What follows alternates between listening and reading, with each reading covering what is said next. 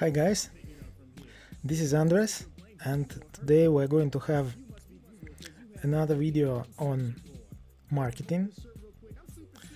Today we will be talking about B2B marketing, and I actually decided to record a long video on evolution of B2B marketing. I often come across different articles on B2B marketing, and there are, a lot of concepts and a lot of frameworks which you can apply for B2B marketing. And sometimes people say, I don't know, positioning is the most important, yeah, or pain, the problem of your client, it's the most important, yeah.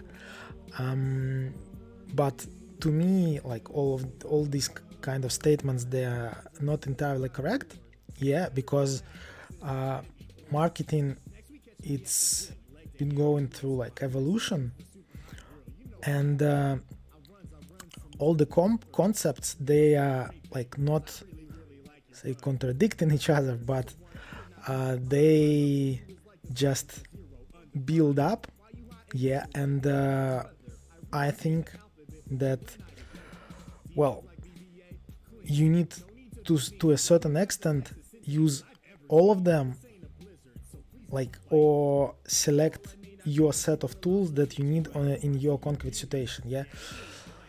So yeah, this is the topic for today's stream. The B2B marketing has been lying to you. I think a lot of people that start learning something about marketing, start doing their own marketing, they often come across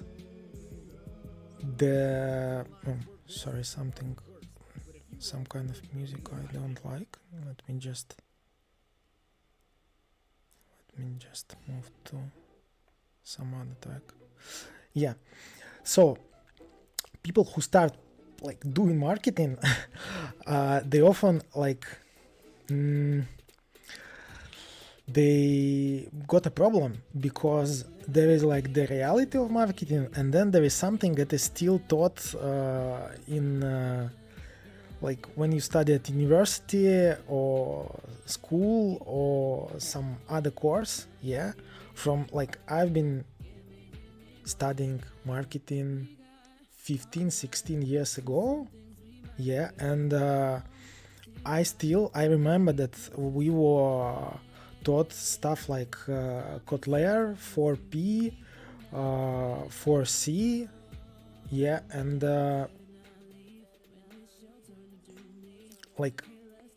what's really working today as a marketing is something different from that, yeah. Yeah, but however, there is nothing wrong with Kotler. This is it teaches you a lot of fundamentals, yeah. Nothing wrong with that. But the thing is that most of the marketing you are taught is usually about B2C marketing, where you have a lot of clients, yeah. Let me just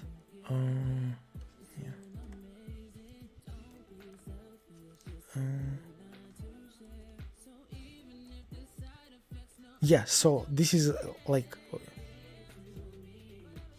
the kind of stuff you come across in B2C, in textbooks, in courses and stuff like that, yeah. On the just look at the left column, yeah, and single buyer, emotional decision, mass advertising, brand positioning, short cycle to decision, hours or maybe days, yeah, and 4P covering the full picture, Yeah, also segment by demographics. This is like classic B2C marketing, and nothing's wrong with that. A lot of this stuff, like basically all this stuff to a certain extent, it still is relevant. Just like even B2C marketing has made a lot of advancements. Yeah. The problem is that marketing is in B2B is like completely different. Yeah, well, it's just like different obstacles. Yeah, so we can just start off with like we see in the B2B reality. Like in classic marketing, you have a single buyer. In B2B, there is often, I don't know, 6, 10, 20 people who make some decisions. Maybe like the final decision maker is a single person, just one person, yeah. But there might be a lot of people influencing the decision, yeah. Then a lot of the decision is made even before the sales call. We'll talk about it more in like later, yeah. Then there are not only like emotional drivers and a bit of rational, but there can be a lot of rational drivers and also political drivers, yeah. Different sales cycles, month. In some industries it might be 2, 3, 4 years easily, yeah. And B2B marketing is clearly about like relationship, trust, and they drive the sales, yeah. So it's also very important. And you also have a very different segmenting, because it's not only by like type of companies, but situation, job to be done, like job like positions within companies, yeah. So it's very different. And for this reason, I think like we need to really evaluate what we currently have, like what we used to have in B2B marketing, how it evolved, where are we now, yeah, and what can be our best tools and frameworks to use today, yeah. So today we are going to talk about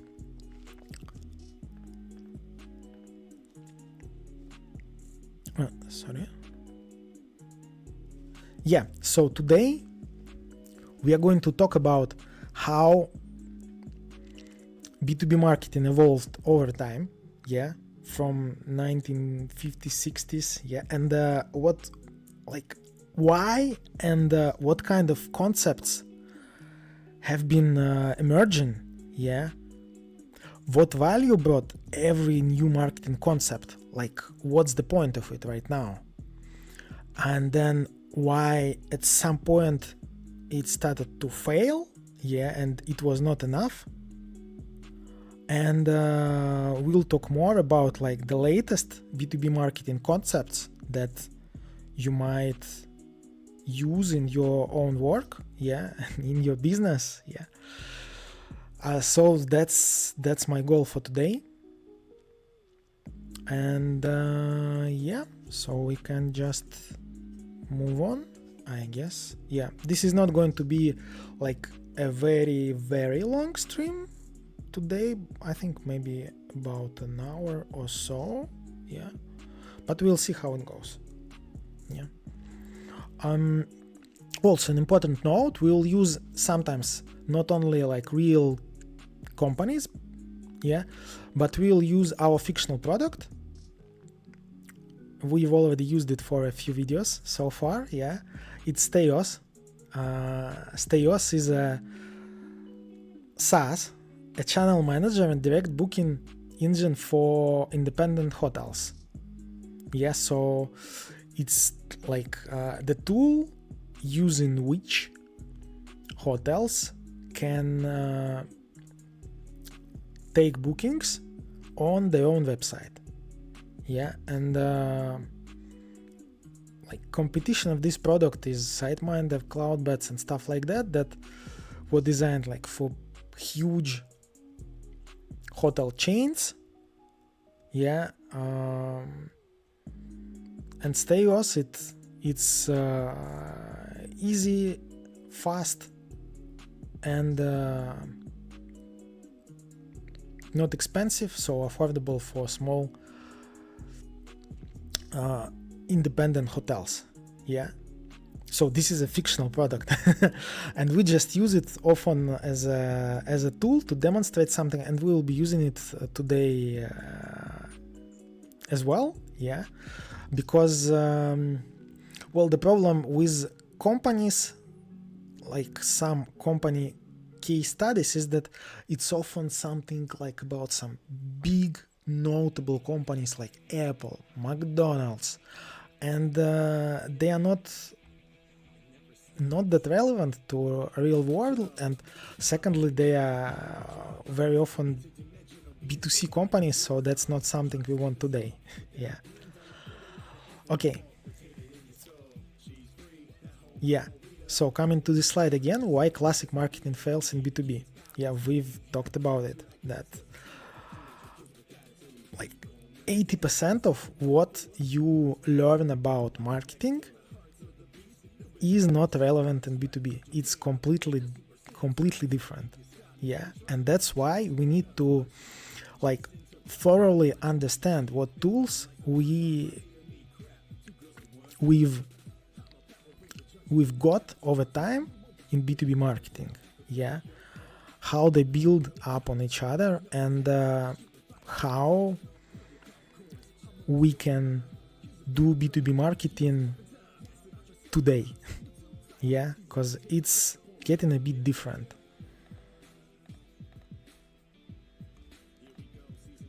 Okay, so let me just slightly move this thing. Yeah.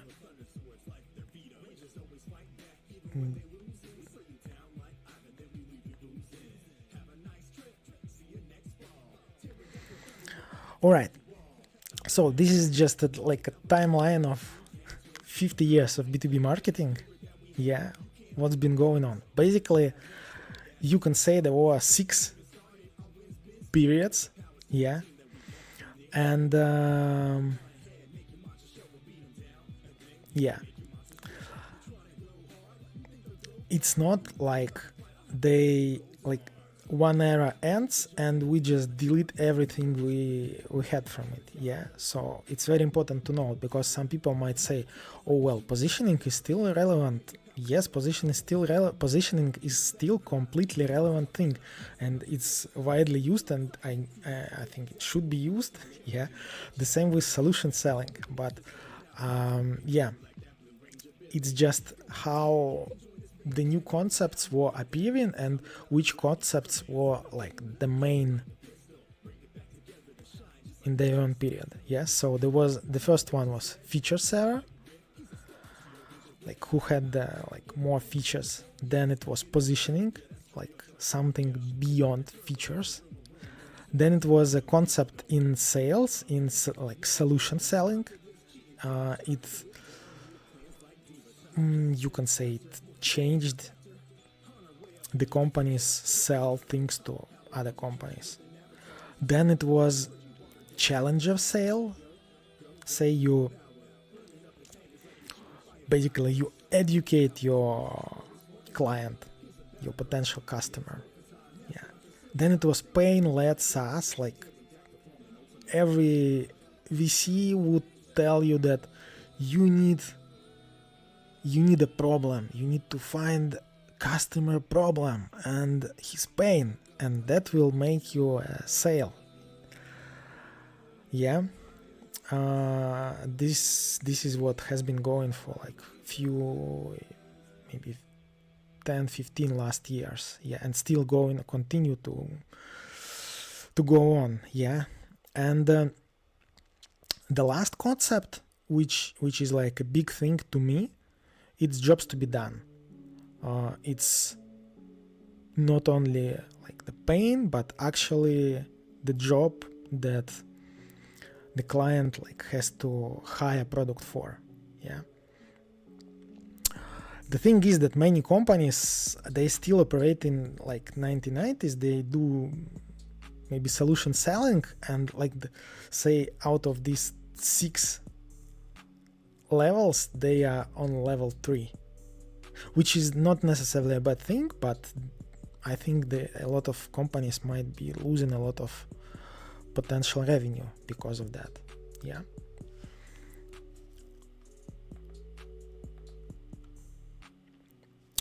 Okay. Now we'll talk about each stage of can say not each stage, each era of B2B marketing, and like what was the essence of it, why, what it brought to us, what was the value, and why now it's not like the most important concept we should think about. Yeah. But anyway, all these concepts, they are still important. They should be used. They are relevant. Yeah. Don't get me wrong. Okay. So era 1, it was features marketing. Yeah. It was about like what our product can do. For example, say Xerox, you all know Xerox, and it was a B2B business. Yeah. And the entire sales process was on spats. Yeah. It was like copies per minute, and it's like well, stuff like that. Yeah. Yeah, so Xerox, they like basically invented the modern copier market, and well, like copies per minute, paper capacity, image resolution, and it worked because there was like literally nothing to match it. Yeah.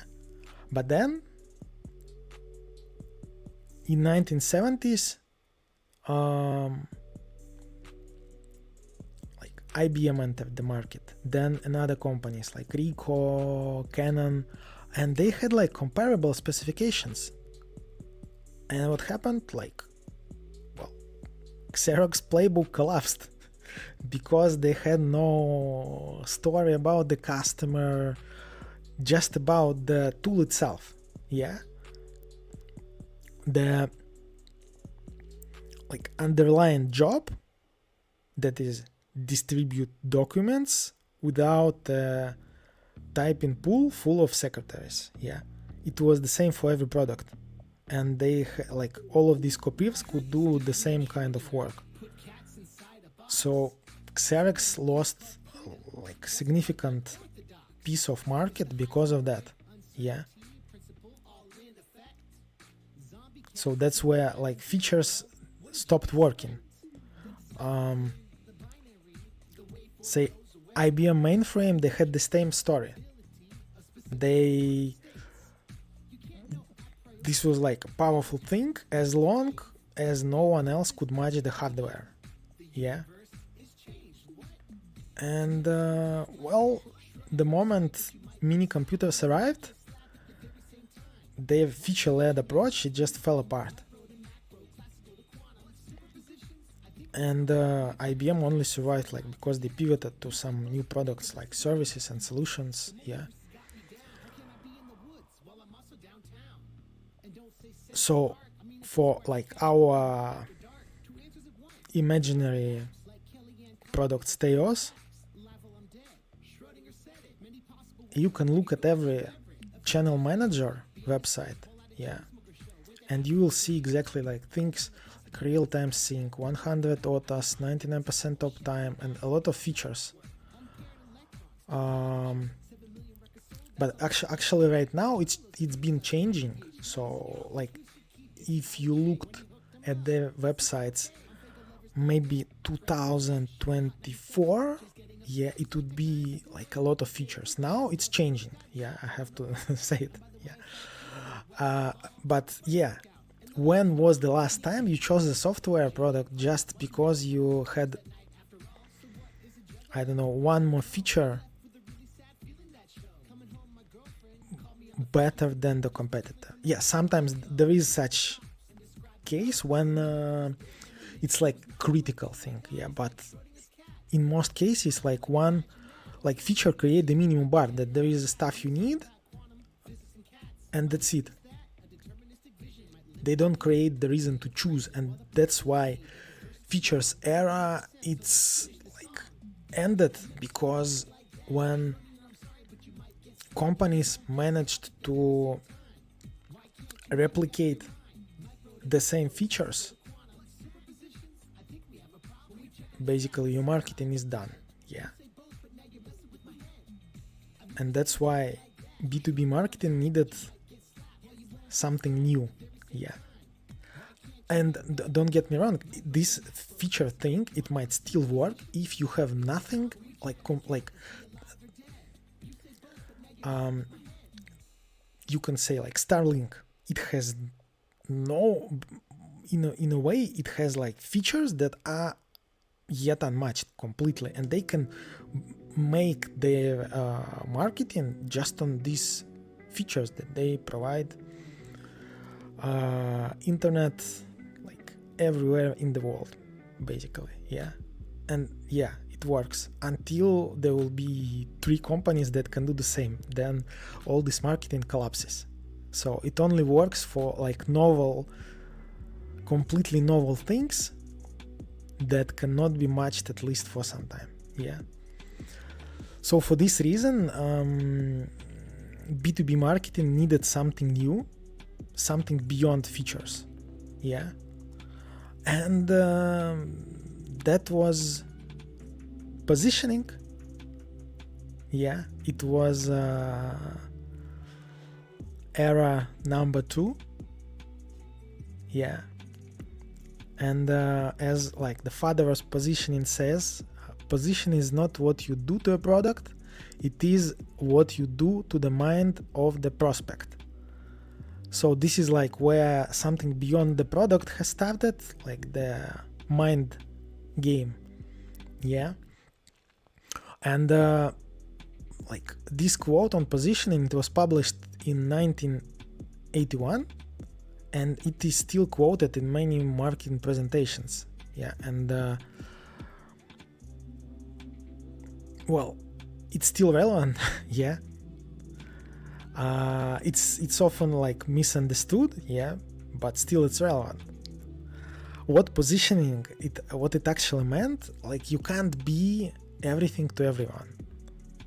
You have to pick a lane. So you can't be like a computer for everything. You can be a computer for say students.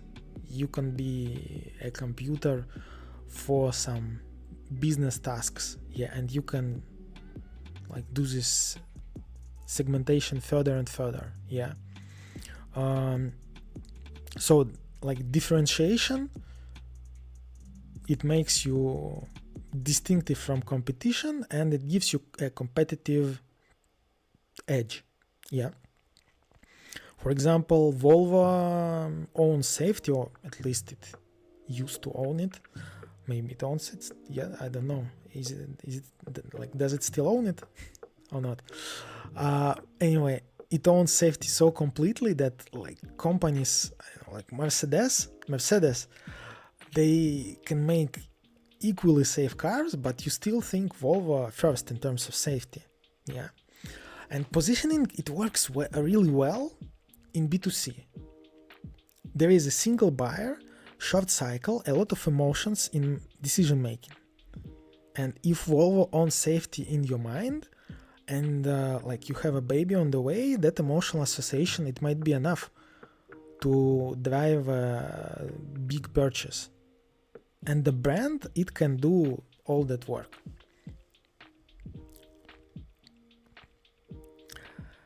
The problem is it breaks in B2B. And the problem is there is no single mind of the prospect in B2B. Like you have the CFO who cares about, I don't know, cost and risk. There is IT director who cares about integration and security. There is CEO who cares about, I don't know, usability. the procurement who cares about terms, and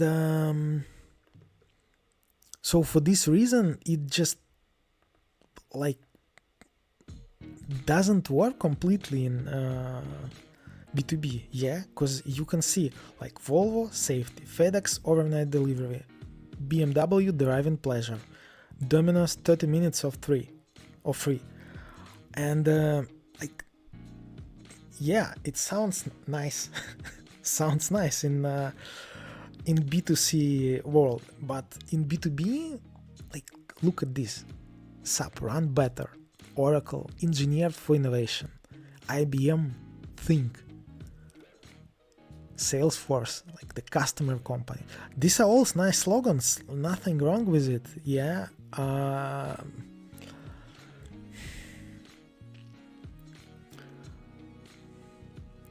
But for example, run better, it means something different to each of the people involved in decision making.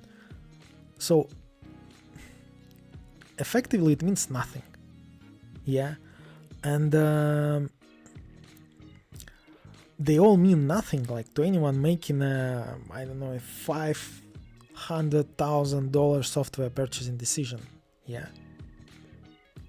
So you might say that positioning is something that is not used in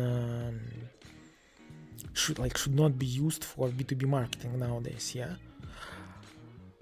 And you are wrong. It's still very, very relevant, but it just works a bit differently, and it's not the end of the story, yeah.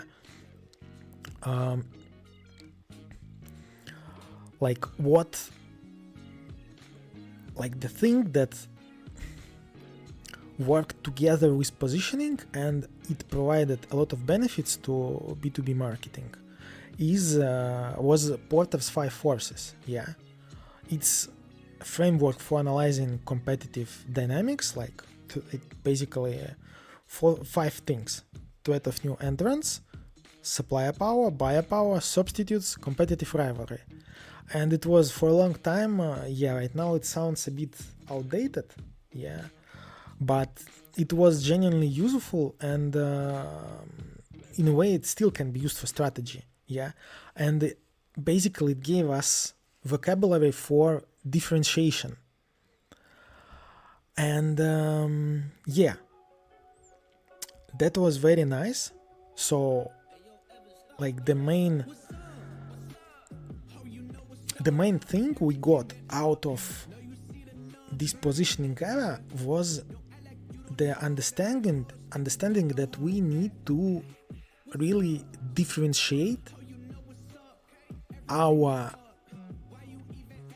like strategy and message, like on the strategic level and on like communication level. On all levels we need to differentiate from our competition, because we cannot compete entirely on like what we actually do, because it's often easily can be replicated, yeah. So it doesn't work, as we said, like features don't work for a long time, yeah. And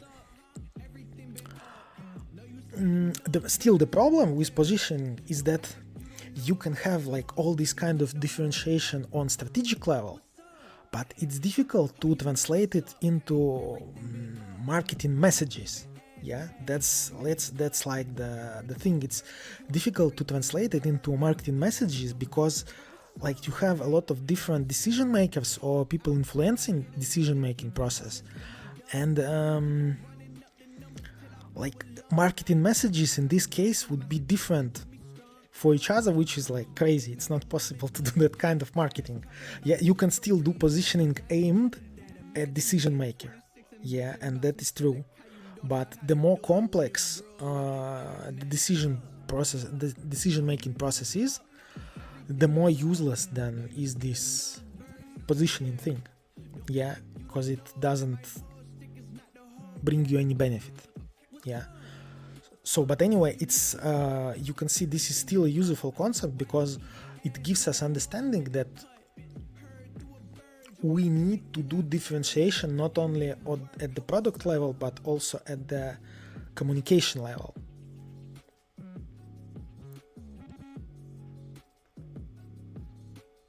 And not only at like features level, but also at what we say about the product. And then it also goes to communication, but as we just discussed, it doesn't work like 100% for B2B marketing. Yeah, so positioning it has been a nice tool, we use it a lot, but it's not the end of the story. Yeah. All right.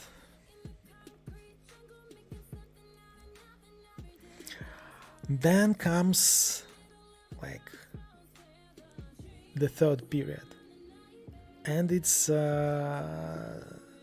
solution selling and spin. This is not just like, you can't say it's just marketing concept, but because in B2B marketing and sales, they are very like closely tied, and sometimes you don't know what it is, like more marketing or sales. Yeah. So you can say that solution selling, it's still also like marketing concept. Yeah.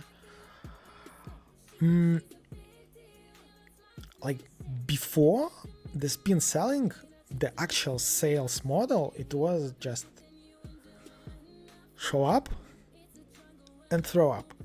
You arrive at the prospect, you pitch your product and hope that something sticks. And Neil Rackham, the author of Solution Selling, and he studied like thousands of sales calls and found that this approach actively harmed results in complex and high value sales. So it could have worked in like very small sales, but when you have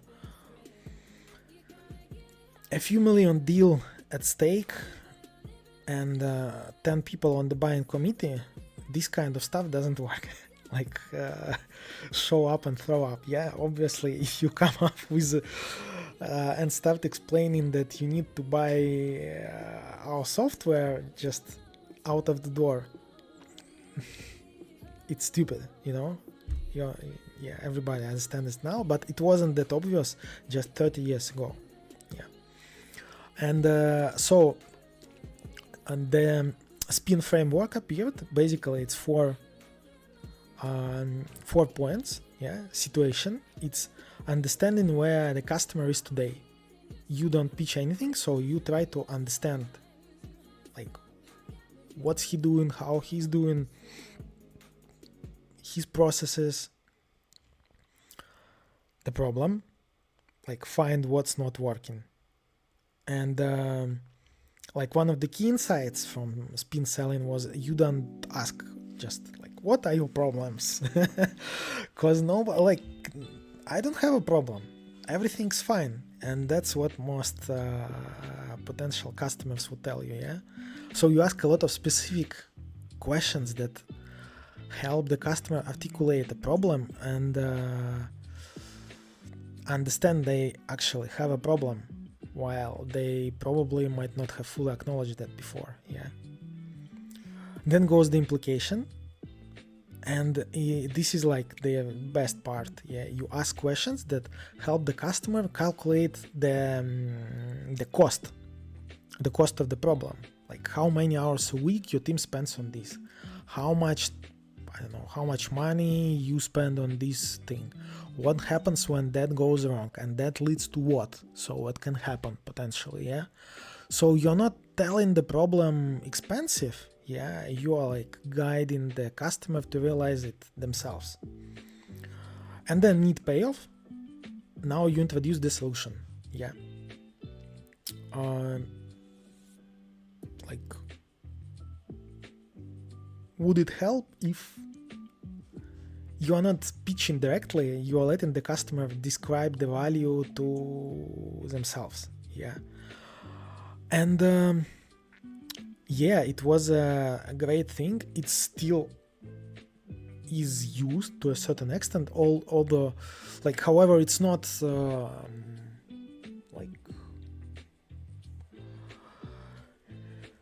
it's not 80% of sales meetings anymore, but still to a certain extent you use this approach, because the idea is that you first need to understand the customer, to understand their need, to see like what's the problem and what's the cost, and only then offer the solution.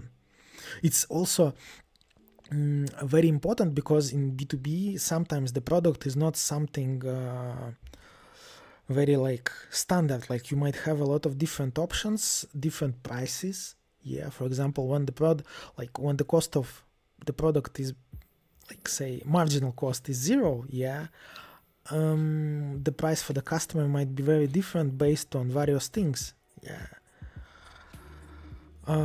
Yeah. And yeah, a few examples of solution selling. Salesforce, they launched in 1999. Like now this is this giant, yeah, and this is a different company, but in 1999 it was a startup, and they had like a radical idea that CRM should be delivered over the internet. Yeah. So it could be any different during those times, yeah, because they have competition like SAP, Oracle. They were selling on-premise software that required, I don't know, 1 year of implementation and very costly consulting engagement before you saw any value.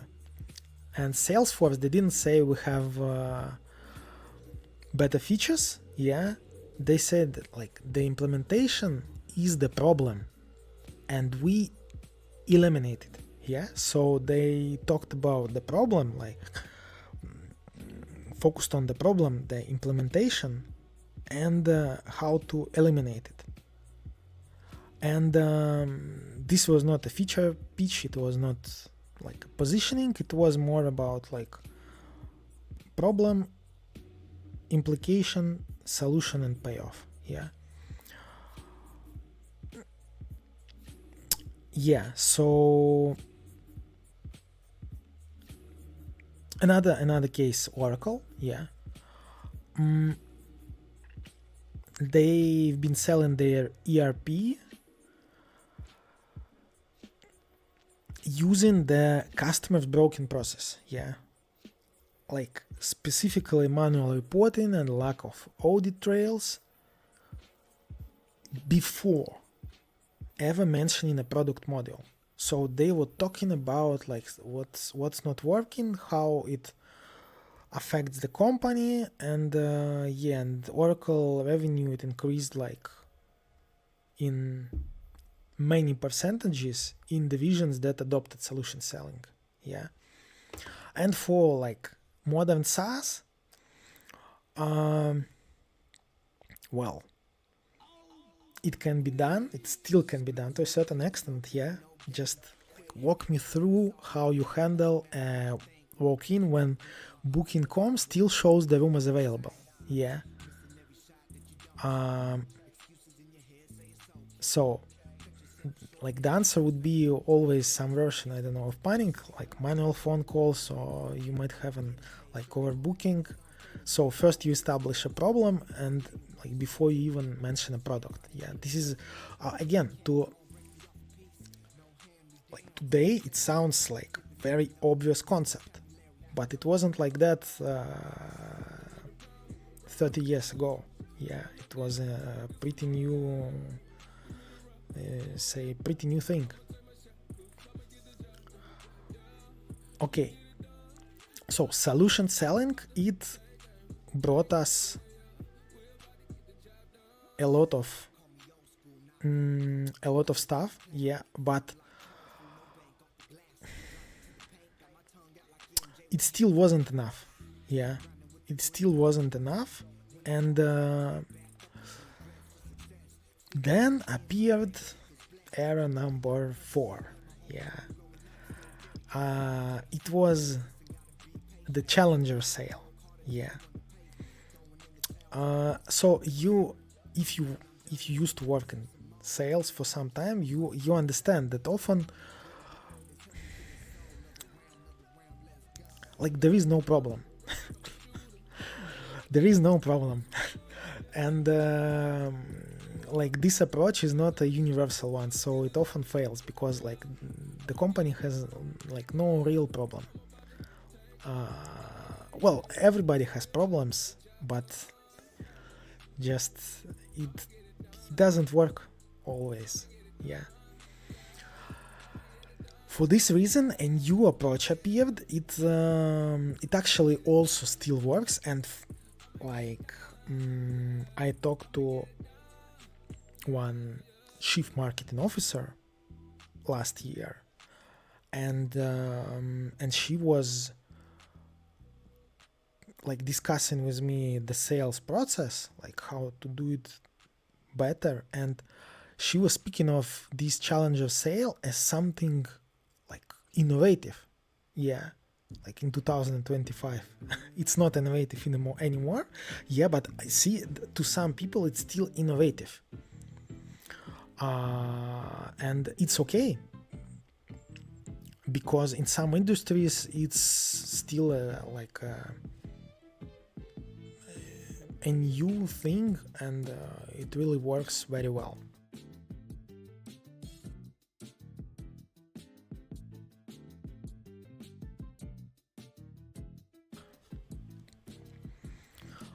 All right. So challenge of sale. In 2009, CEB, it's like a research entity, they wanted to understand why some sales reps, they consistently outperform others. Yeah. So they studied 6,000 reps across multiple industries and various B2B contexts. Yeah. And they expected to find that this like relationship building could be the key differentiator. Yeah, because in B2B sales, in long cycles, it's an important thing. But they didn't. Yeah.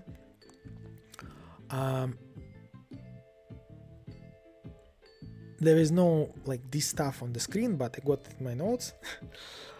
57% of the decision is made before the first call. Yeah.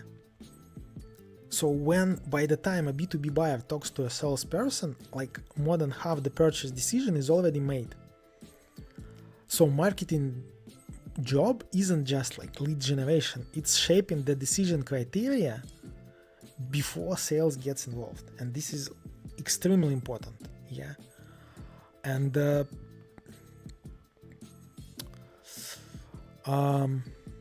yeah, and it explains 5 profiles.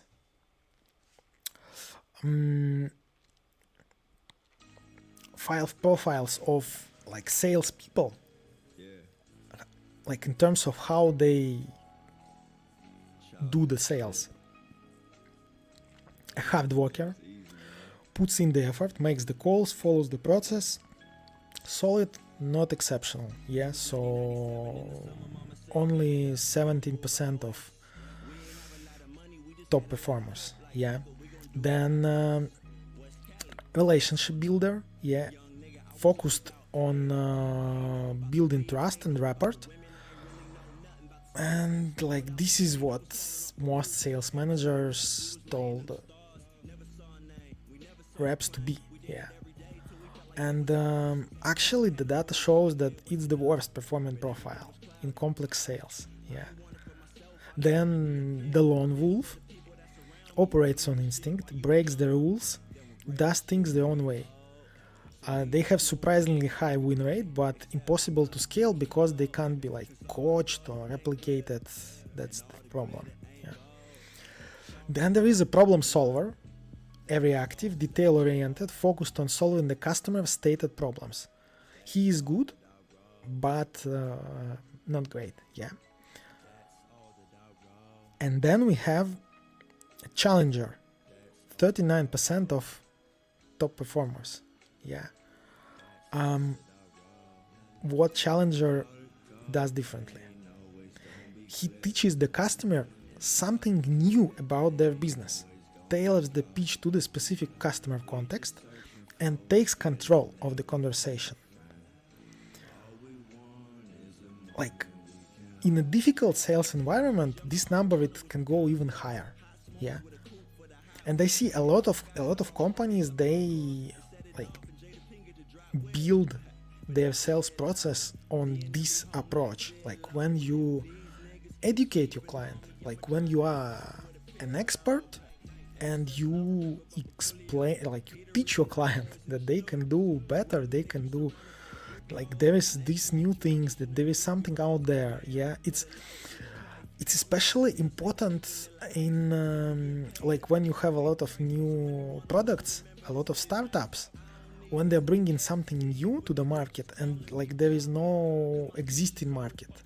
Yeah, the only way actually to get customers is to educate them. Like you have no, like if there is no market, there is no, like, yeah, you have to educate. That's it for you. You have no choice. Yeah, because of this approach has been used widely in like past 10-15 years by IT companies, by SaaS companies, but it has been also used by traditional industries as well, because this is kind of logical that like one way, like sometimes you have a problem and you need to discover it, yeah, and solve it. But sometimes maybe like there is no problem, but there is like your customer can do better, can get something. So like from the other side, like here it's from, like it used to be from the, say, bad side when you have something working badly, but here that you can start getting more. Yeah.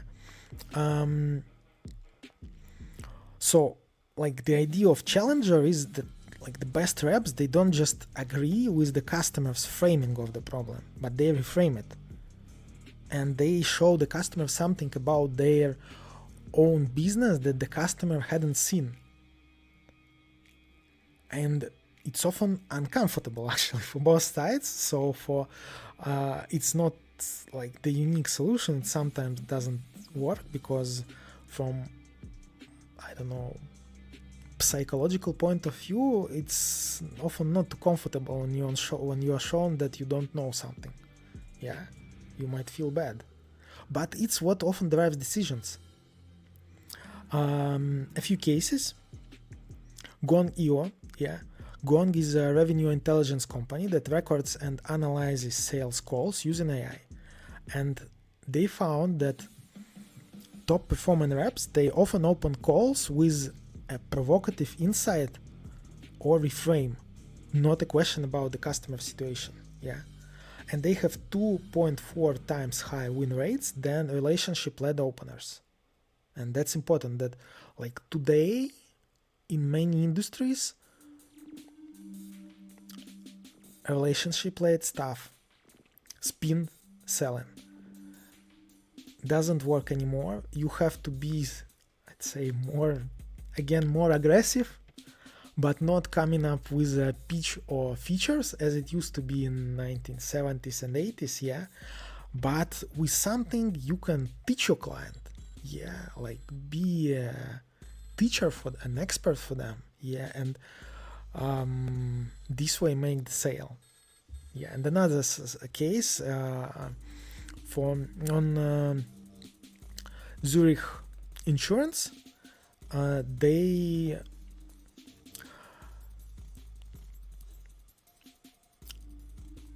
trained reps to lead with sector-specific risk scenarios that buyers hadn't considered. Yeah, scenarios they identified from their claims data, like across their portfolio.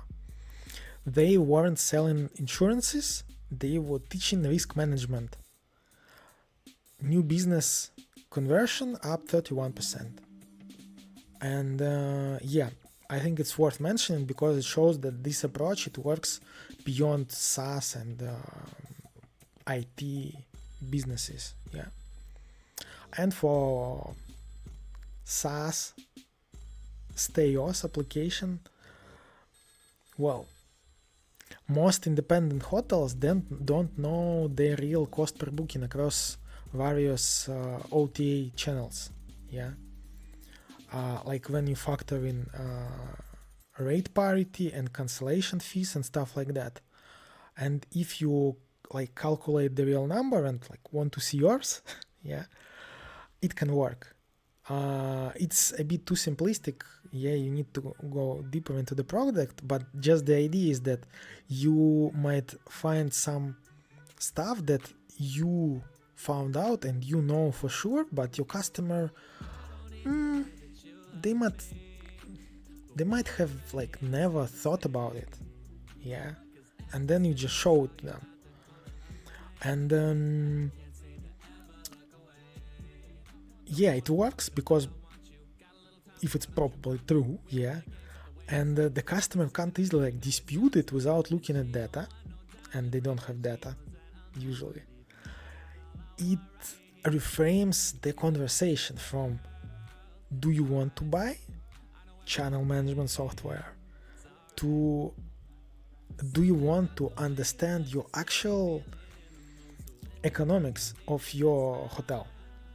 So it's a completely different thing.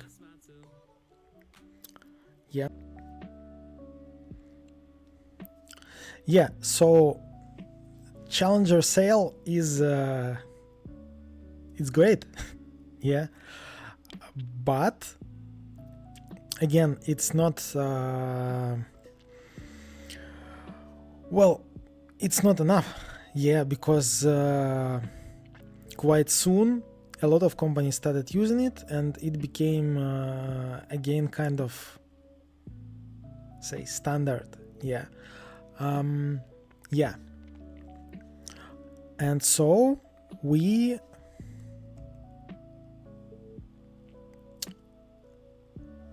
like introduced a new concept. Yeah, and this is account-based marketing. Like right now everybody talks about account-based marketing.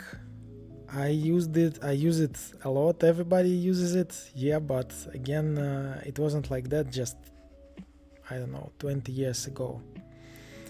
Yeah, and the key idea here is that instead of marketing to as many people as possible, ABM targets specific high value accounts with tailored campaigns, treating each account as a market of one. And this is like a really important thing where it switches from B2C to like real B2B marketing. Yeah.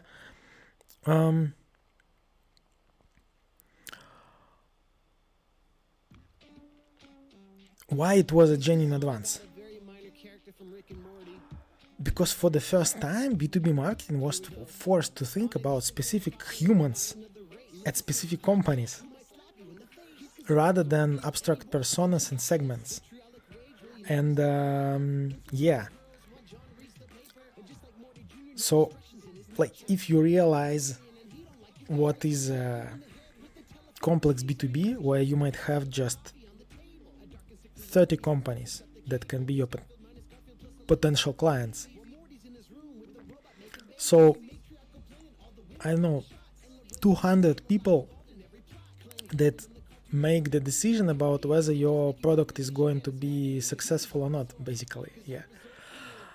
And in this case, those companies, those like structures, they might be so different that you can't basically like make universal segments and personas, because it just doesn't work like that. So you have to like market based on each and every account you have. Yeah. And like what IBM got definitely right. Yeah. Segment by account, not industry. Knowing someone is in manufacturing, I don't know, construction, tells you almost nothing. Knowing they are the VP of operations at a 400-person precision parts maker who uses Epicor and just signed a new contract with a tier 1 auto supplier, well, that's actionable. Sales and marketing alignment.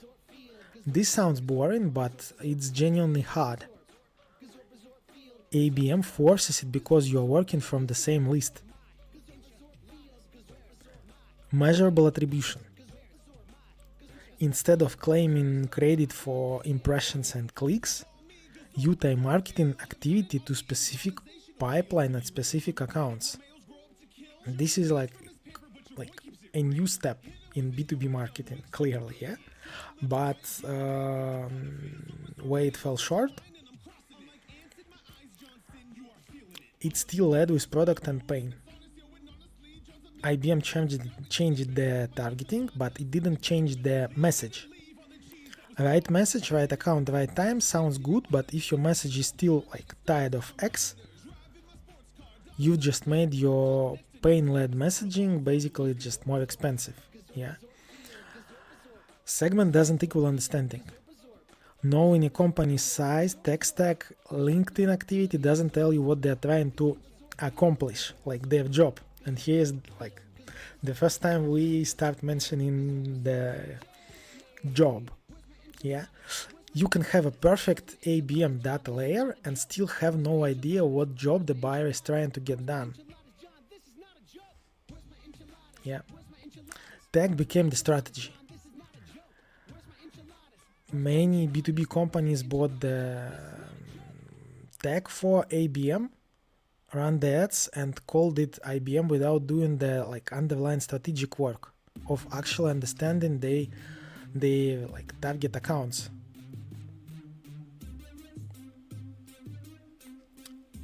And well, IBM proved definitely that in B2B precision beats reach. And this is like a very important difference between B2C and B2B marketing. And I don't know, $5,000 campaign targeting 50 accounts you deeply understand will almost always outperform a $500,000 campaign targeting 50,000 companies. And that insight is like permanent and important, and this is why ABM marketing it still is a viable concept. It's been used, it's great, and yeah, we need it. Like really. But as we see, it's not enough. Yeah. So for moving to the next concept. Yeah, and I will have to probably make a short pause. Yeah, just a sec. I'll be right back.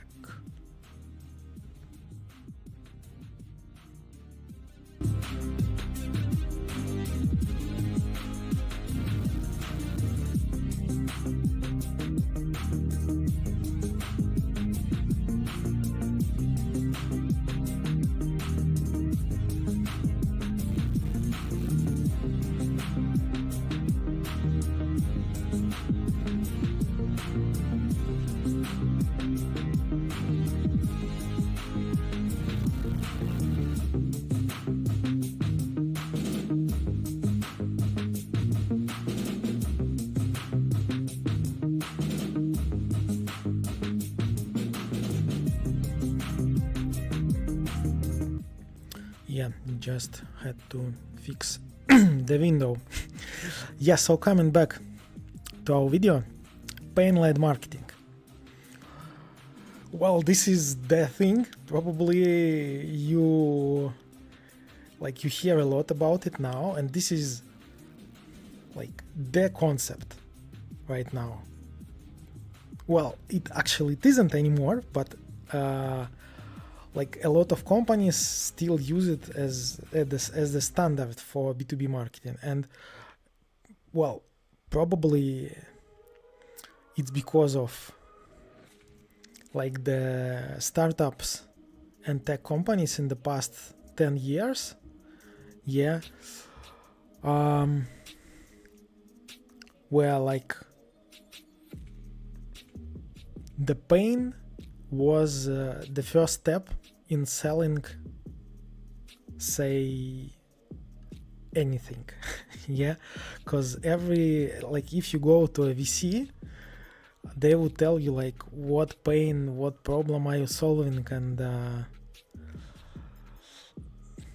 stuff like that. And it's obviously a very important thing, and this is like one of the fundamental concept of B2B marketing, so we should talk about it at least a little bit. Yeah.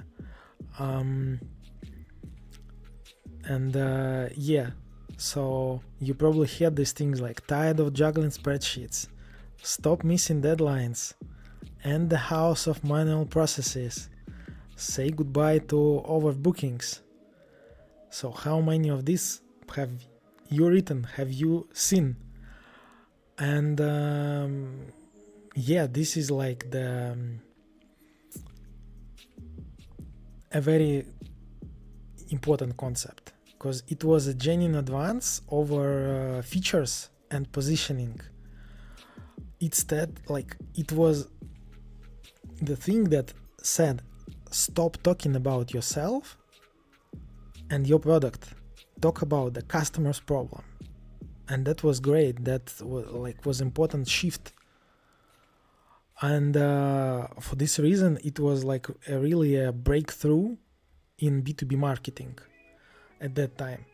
Yeah, and for startups, it was always the first question, what problem are you solving? What pain are you solving? And if you even right now, if you are making a new product, a new company, if you're even just making a landing, the pain would be an important thing to discuss and to think about. Yeah, and it's clear. Yeah, 4 reasons why it is collapsing now. Well, first is kind of obvious. It's just getting too overcrowded in this dimension. Buyers go numb. When 500 competitors all lead with the same category pain, the pain becomes invisible. It just signals we understand the category we are in, and it's no longer a differentiator. The buyer reads, tired of overbookings, and thinks, yes, obviously that's why I'm on this page. So it doesn't help them choose anymore.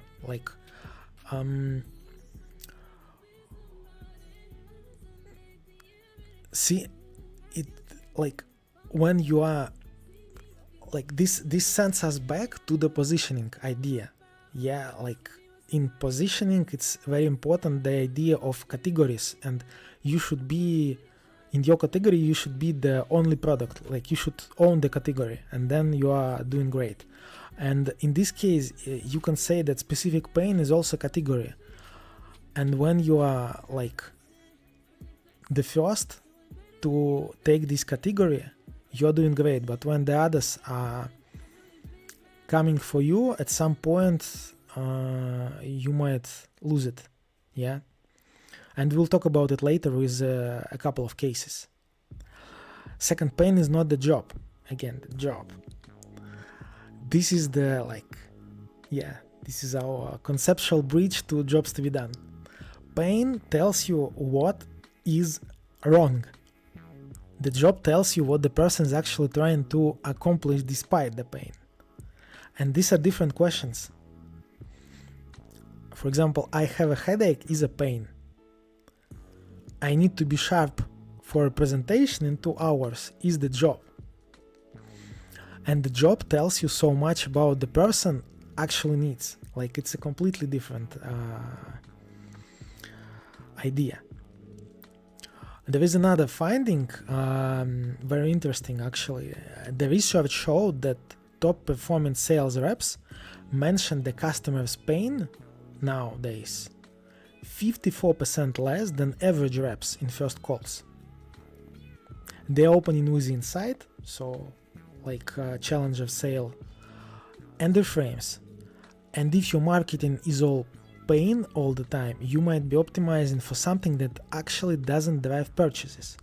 So this is also quite interesting, that we cannot be sure that pain is actually driving the sales decision. Like some of the research shows that it might be like not leading to purchasing decision. And this is interesting, yeah. And then the diagnostic, yeah. Like, can you write your top competitor's homepage without looking? Well, if yes, your pain-led messaging is completely commoditized. And if it's commodity, like it has no high value, and you're saying the same thing, and it's going to be difficult for you to differentiate and make a lot of sales. So for this reason, like we see pain-led marketing, it's great. It's still widely used, and it should be used to a certain extent, but it hit it like a wall. And for this reason, we need something more than that.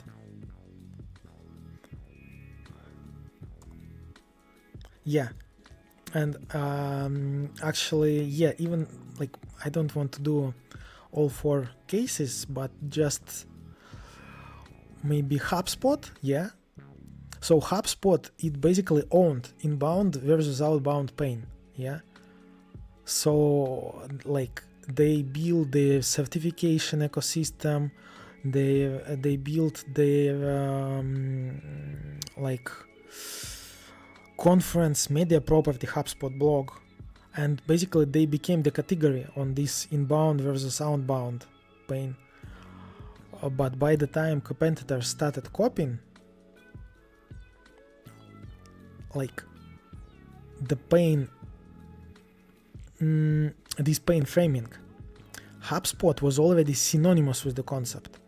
So here we have this positioning thing that the first mover has an advantage. Yeah, and it is real in pain framing, but you have to be the first. If you're not the first, then it might not work. And then we have another example where like if you are first, it doesn't still imply that you will be first forever. Like Zendesk, they launched in 2007 when the pain was implicit. Your current support software is painful and impersonal, and customers hate it. So their positioning was loved by customers. And between 2010 and 2015, it worked beautifully. But then a lot of new entrants started competing with Zendesk, yeah, and basically saying the same thing, like 40 plus support tools. So their NPS dropped. They had to completely rebuild their messaging around outcomes and specific use cases. So again, closer to jobs.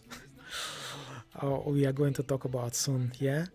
And the lesson: pain messaging has a shelf life measured in years, not decades. So even if you are first in category, it doesn't like gives you 100% that you will be like benefiting from it forever. It might not happen. Like, sorry.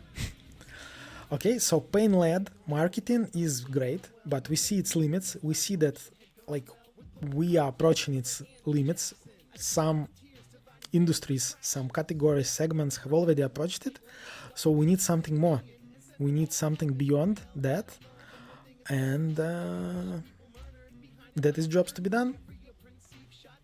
Yeah, so we finally here. This is like the, for me, it's the ultimate destination for today's video, because right now it's like the latest big concept I want to talk about. They will be new. Maybe they will be new, I don't know, maybe very soon.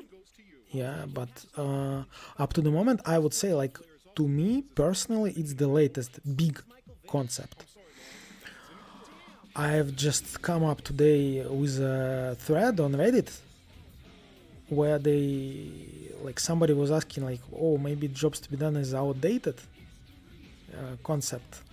And I almost laughed because, well, spin might be to a certain extent outdated concept, but jobs to be done, definitely not. Because it's very fundamental, and we'll just have, in this video, we'll have just a short deep into it. Yeah, but just for you to understand how it adds up on these, I don't know, pyramid or whatever, like of these marketing, B2B marketing concepts and frameworks. Yeah. So, jobs to be done.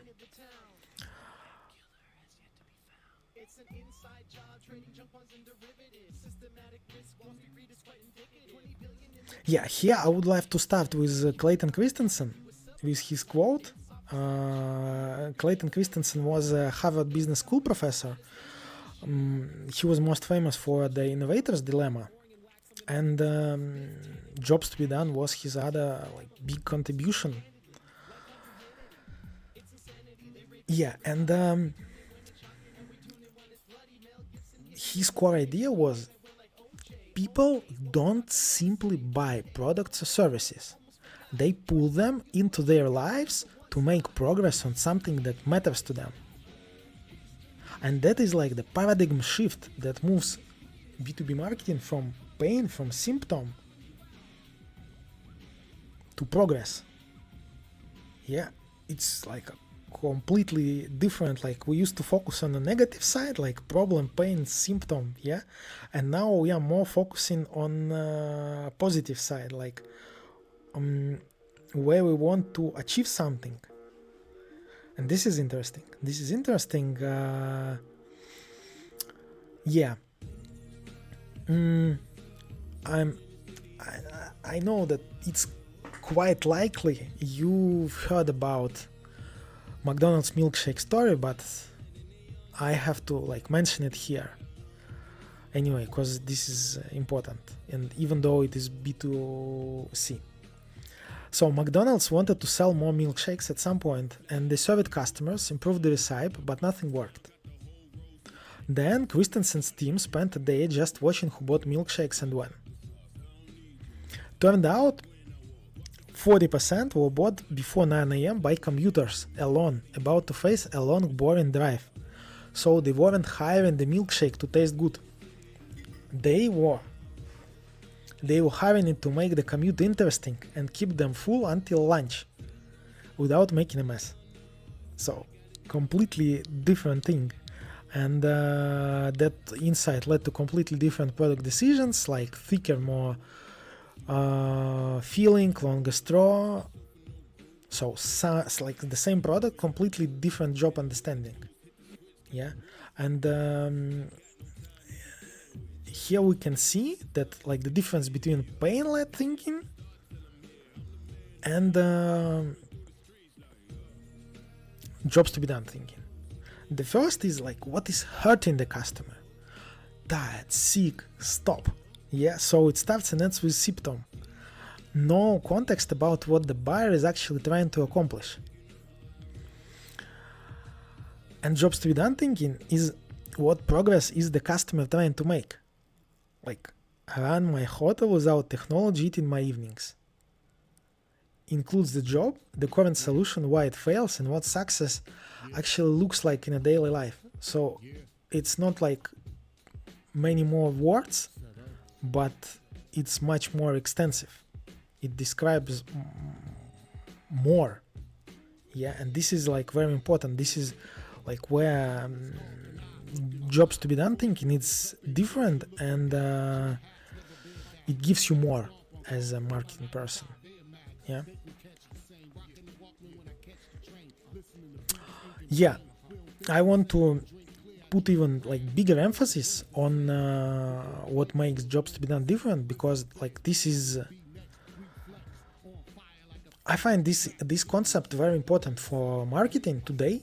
Like it's not, again, you should understand, it's like not an exclusive thing to use. Like all the previous ones, the position, feature,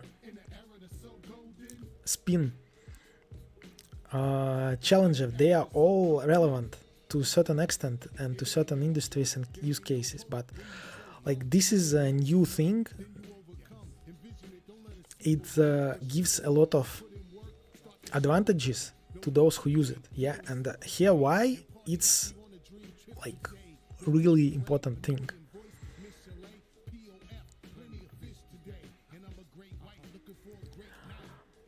First, customers hire products. Yeah, so every time someone buys something, they are firing something else and hiring the new thing to do a job. When a hotel owner hires stayers, they are firing the daily ritual of manually updating 4 extranets. And this framing changes completely how you think about competitors, messaging, and onboarding. It's like you will see, like when you have this understanding, your like marketing communication would change. Second, pain is a symptom and the job is the goal. You can have the same pain and completely different jobs. For example, a headache can be hired against with Tylenol, a functional job, stop pain. An espresso job, get through the afternoon, or a nap. So our job would be to just reset.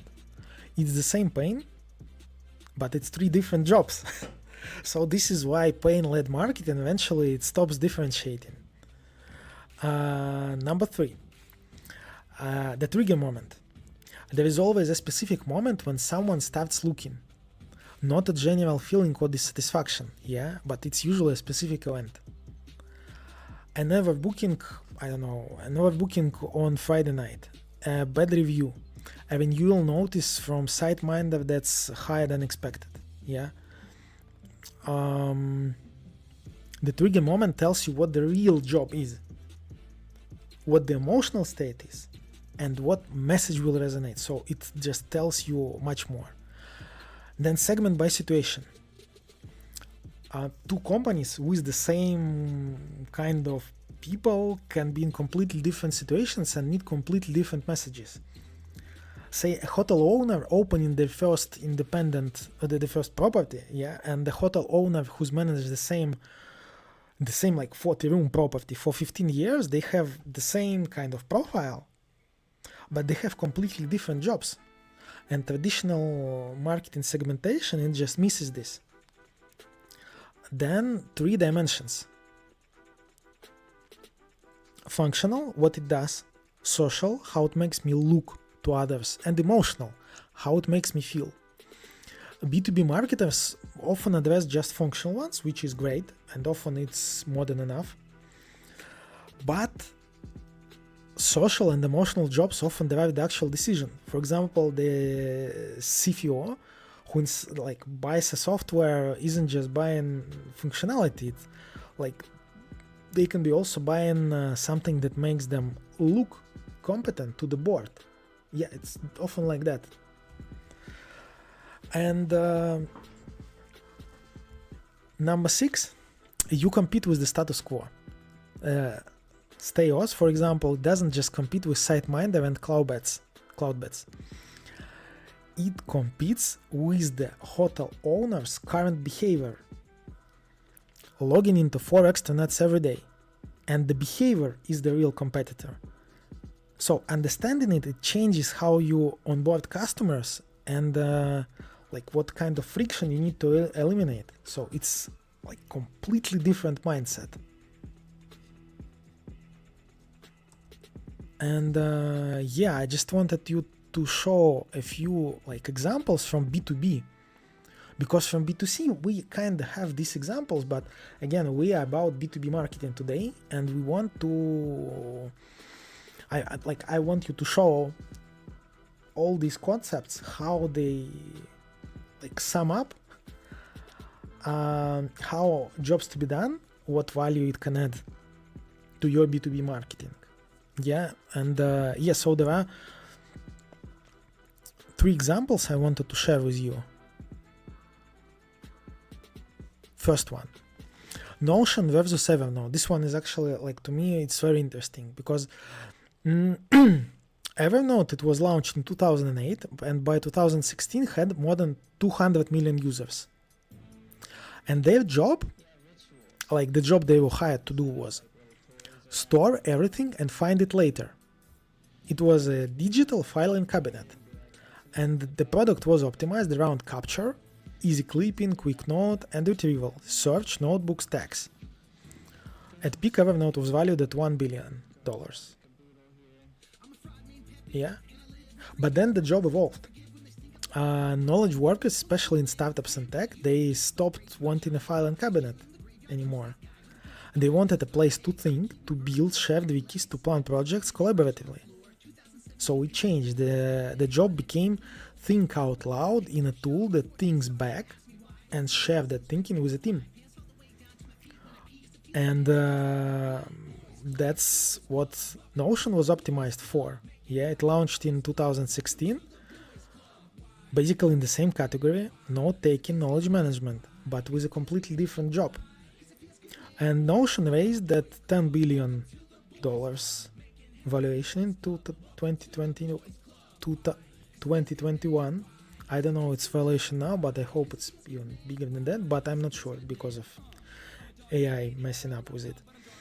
And Evernote sold for under 100 million. Same category, different job. And it's crazy. Then another thing is Calendly. Most people think Calendly is like their job is schedule meetings faster or reduce back and forth emails, and that's a functional job. But their real job is social. When you send someone a Calendly link, you are communicating. My time is structured and valuable. I have a system, I am organized. You are signaling professionalism and in-demandness without being arrogant about it. The anxiety it removes isn't like the time cost of scheduling emails. It's the social anxiety of who asks who, how eager you appear, and whether you look desperate by being too available. And that's an entirely different job. And it explains why Calendly is sticky, even when it has obvious alternatives. Because it's not just a scheduling tool, it's a social signal. Okay, and another one, Transporion.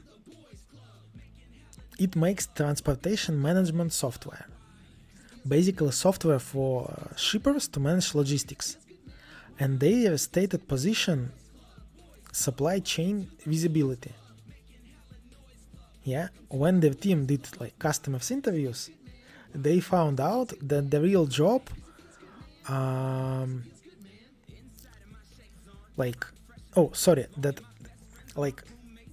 in interviews they found that every logistics manager mentioned visibility and real-time tracking. So this is like standard pain-led framing. But an important thing, when they dug deeper into the trigger moments, they found a different pattern. The conversations that led to purchase almost always involved the same scenario. A late shipment, a panicked call, and then a meeting with the CFO asking what happened and why didn't we know. So the real job, it wasn't visibility, it was a political cover. Give me something credible to show my CFO when things go wrong so I don't look incompetent. This completely different job implies different features, like dashboard screenshots that look good in presentations, different messaging, never be caught without an answer, and different sales conversations, because you have to target the person who has to explain things upward, not the analyst who like tracks the shipment. So it's again completely different of what you would initially think and what their marketing team would initially think and even would find first. Yeah, because they probably have like really great marketing team who was able to like really dig deep and find the real thing. Yeah.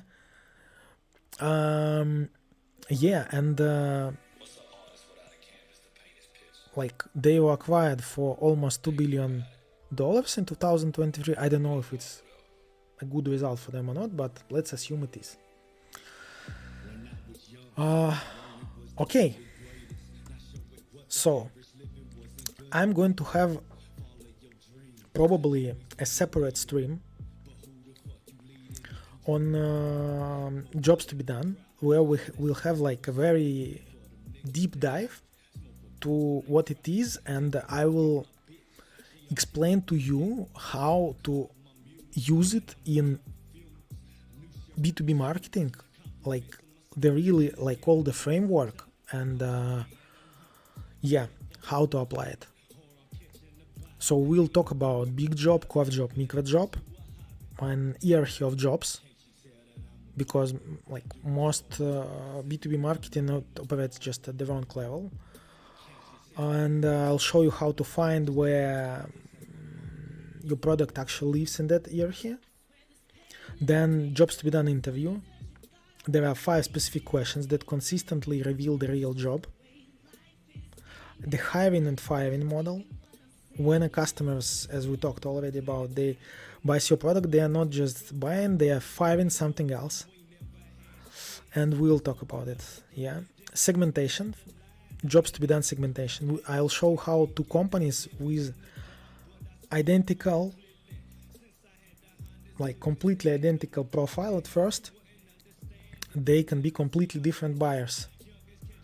And how to tell them apart using situation and trigger, not just, I don't know, company size. Yeah. And landing page rewrite. So we maybe take some existing homepage and just rebuild it from a job-led perspective. Probably using AI as well to a certain extent, so to make it faster. And 5 mistakes, the most common errors people make when trying to apply jobs to be done. Obviously, yeah. So, yeah, this is... oh, sorry.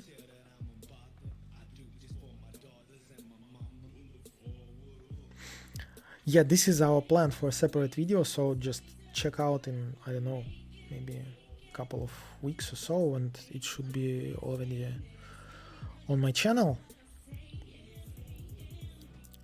Okay, to sum up, this is the final slide for today. It's 50 years of B2B marketing just in one table. 40 years talking about our product, 10 years talking about customer's problem, and just starting to talk about their life. So see, this is how it used to work. It started from features like, here's what we've built, use it. Positioning, here is why we are different from these guys who are building the same kind of stuff. Solution and selling, more sales focused, like, look, here's what you're missing in your company. Challenger sales, like, we are experts, we know more than you, we can educate you and bring you more results. Pain-led, like, you have a, like, see, you have a very deep problem, you have a pain, we have a cure for that. And then jobs to be done. Here's what you're trying to do, and we are here to help you. So this is like, to me, this is just a beautiful table, and this is the beauty of B2B marketing, because you have so many beautiful frameworks. And once again, I'm saying that it's not like you should drop off, like erase from your mind the concepts that were used before. They are all still in use, they are still in place to a certain extent. Just you need to understand like where to use which thing and to what extent. Yeah. And of course, to my mind, I might be wrong again. I might be wrong. Like the hottest concept is jobs to be done now. It's still developing. There are some new findings, new people making a big progress with jobs to be done. So I'm going to talk about it in a separate video. But yeah. All right. I guess I've talked enough for today. I hope that this video was helpful to you, that it was interesting to, like, for you, maybe you learned something, got some insights on B2B marketing, yeah, some insights for your own marketing, for your ideas. And if so, just drop a comment. If you didn't like something or think there is something wrong with my reasoning, again, write a comment, please. That would be really nice to have a discussion. Anyway, I thank you very much for watching me today, and have a nice time, have a nice day, and hopefully see you next time. Bye.